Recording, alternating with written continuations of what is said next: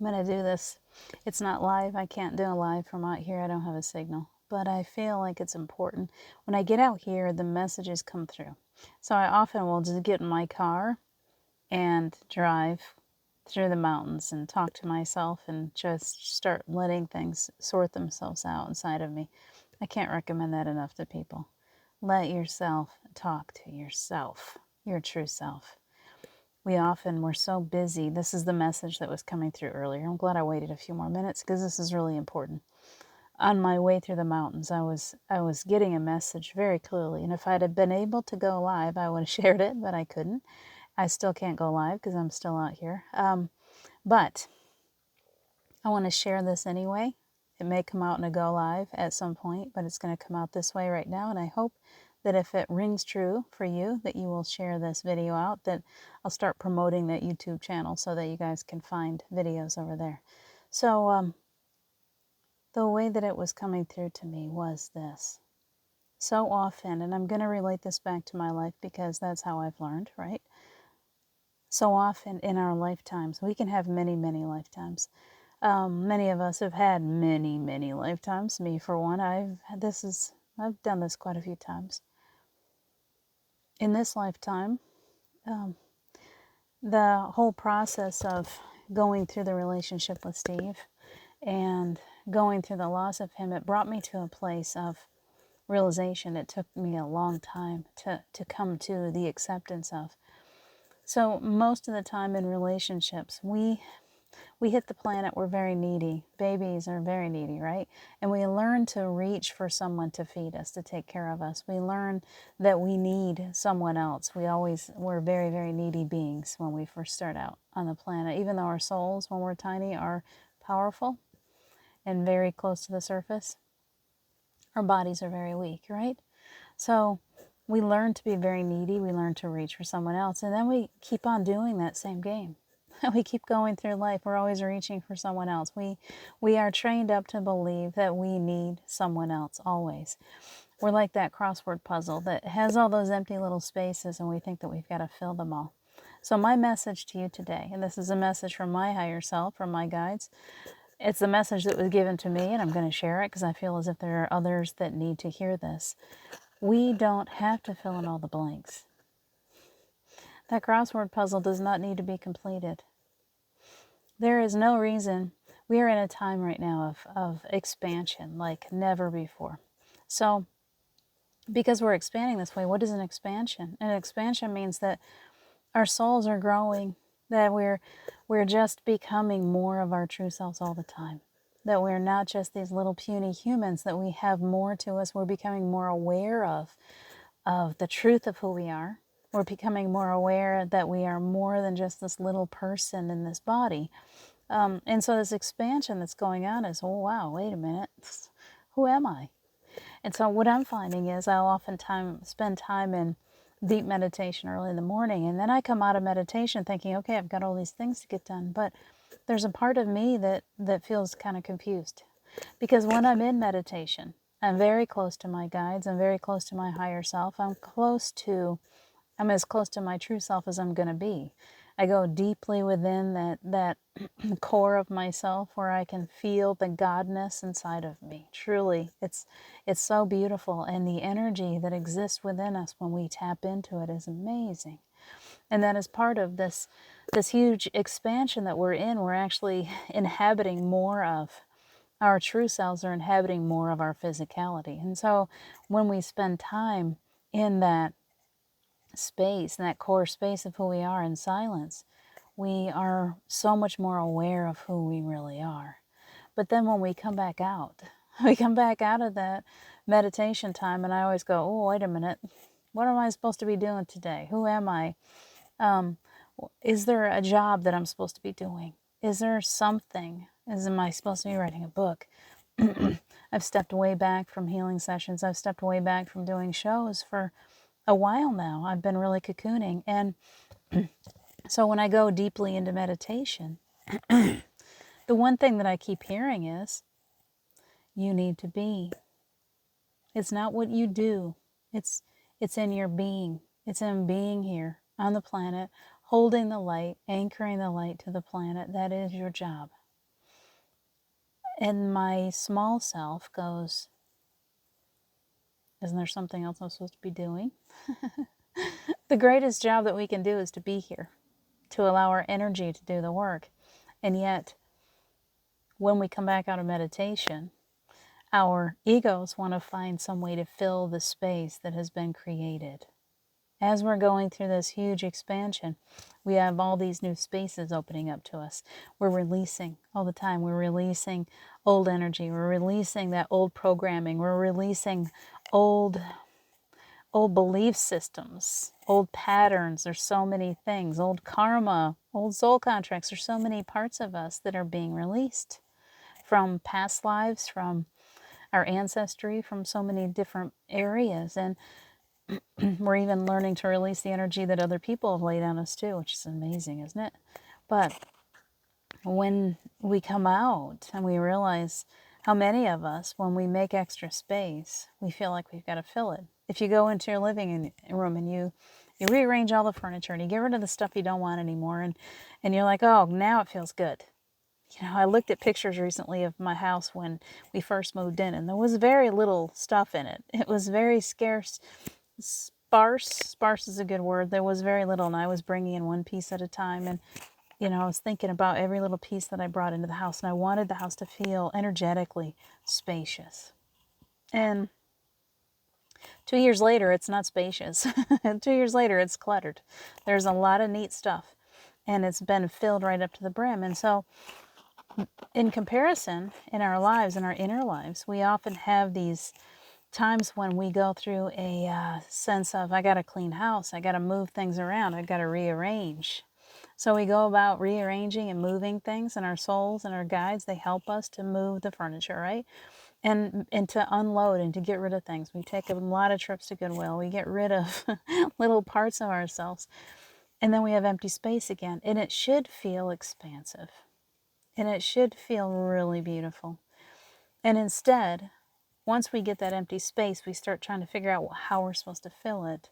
And so today, when I came out of a very, very powerful, my meditation time has been so extremely powerful. And oftentimes it's like sitting in heaven. Seriously, the energy that's coming through is so beautiful and so incredible and so powerful. And I should be just reveling in this beautiful expansion and all this space that's being created inside of me.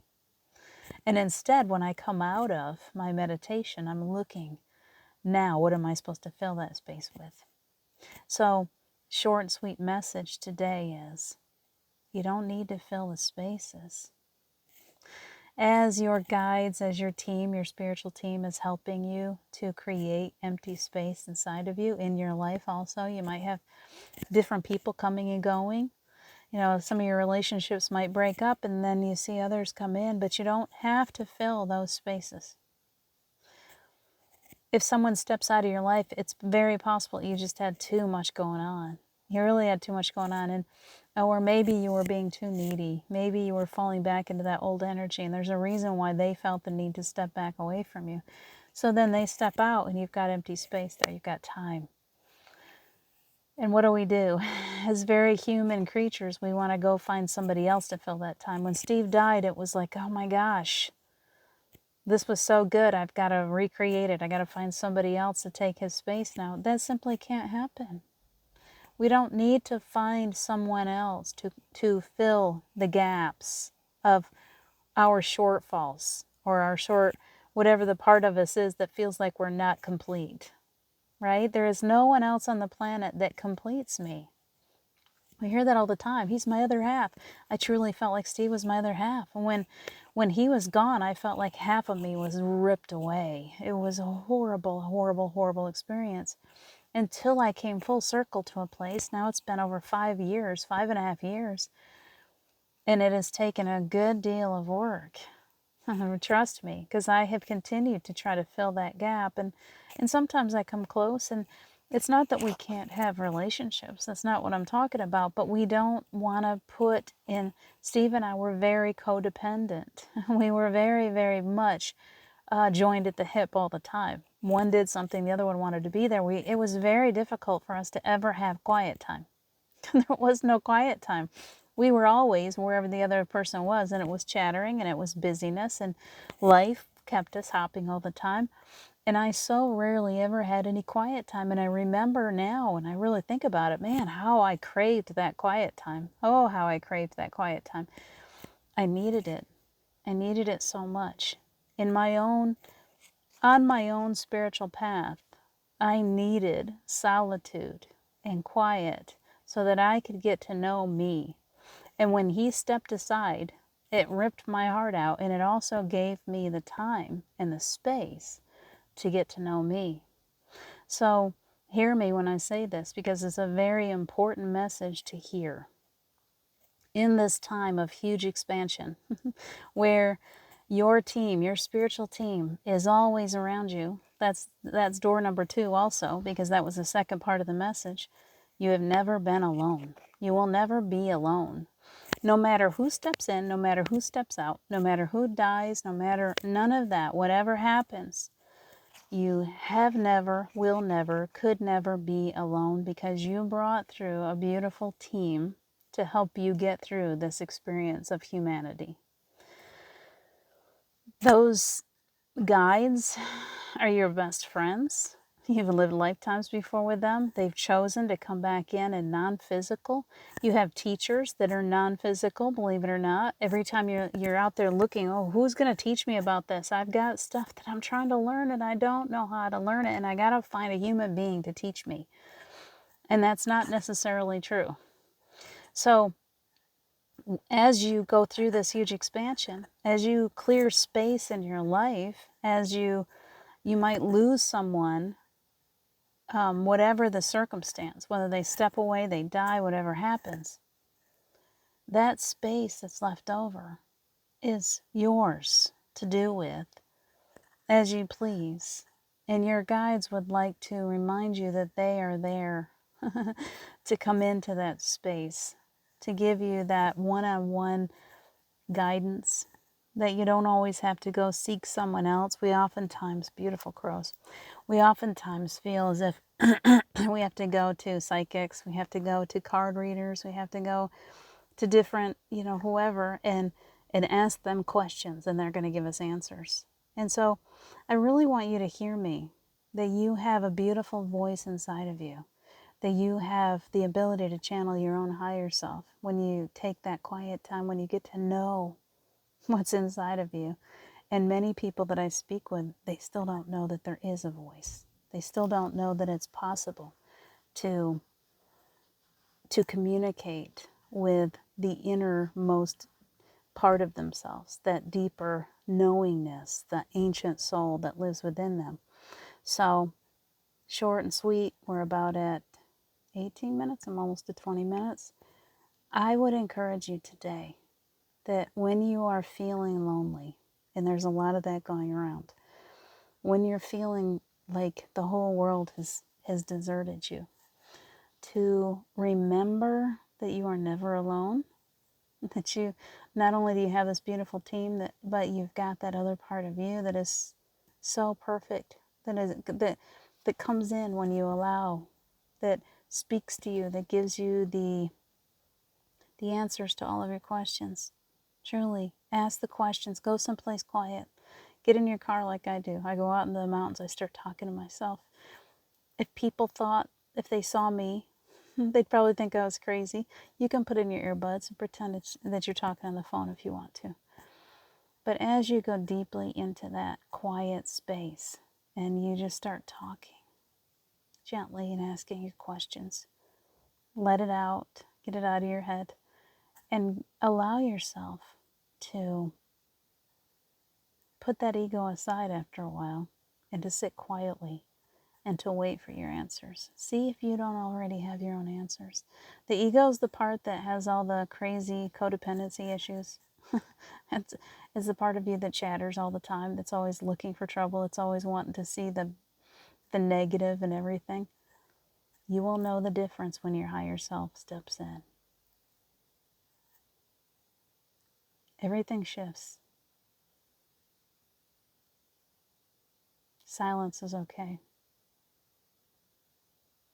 Love comes in. There's this deep sense of love that nothing else and no one else can fill for you. It's that part of you that's always there. It's that part of you that has your answers. It's the part of you that is connected, so perfectly connected to the other side, and wants you to get to know that part of you better. So you got this egoic self that you've been so used to, the personality part of you that you've been so used to listening to. Your higher self, your God self, your Holy Spirit higher self, your inner superhero, whatever you'd like to call that part of you, the ancient being, would like the opportunity to command your attention for a little while.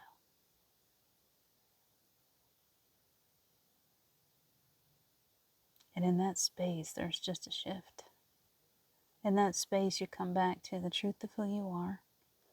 You come to a place of absolute peace. You come to a place of love. In that space, everything is okay. Everything is good. You remember who you are. This is a powerful time to be alive. It's a powerful time to be here to carry the light. It's a difficult time. It's painful. And you were created for this. Can you get still sometime? Every now and then, be still and feel that majesty that's in your blood, the strength, the power, the truth. Let it reset you a little bit. Let it put you back into that place of, oh, I remember who I am now. I'm okay. I don't have to do. I am already worthy.